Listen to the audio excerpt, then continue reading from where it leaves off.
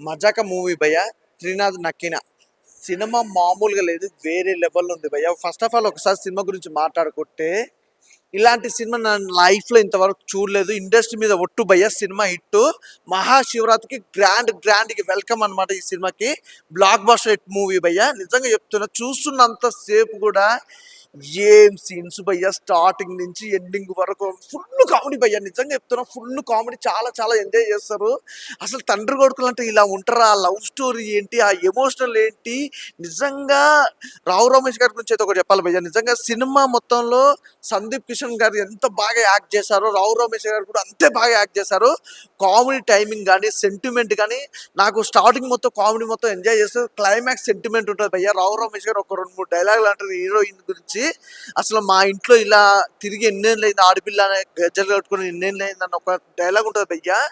చాలా కనెక్ట్ అయితే ప్రతి ఒక్కరి కుటుంబంలో కూడా, చాలా మంది కుటుంబంలో ఆడపిల్ల లేక చాలా బాధలు పడుతున్నారు. నిజంగా ఆడపిల్ల అనేది ఆ ఇంట్లో అదృష్టం, దేవత.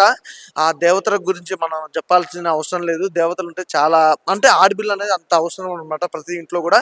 అలాగే మెయిన్ వచ్చేసిందంటే ఆ కామెడీ టైమింగ్స్ అంతా ఒక లెవెల్ అయితే, సందీప్ కృష్ణ యాక్టింగ్ ఉంది చూసినావు భయ్య, మామూలు లేదు. ఆ సాంగ్స్ ప్రతి సాంగ్ కూడా చాలా బాగా ఎంజాయ్ చేసాం.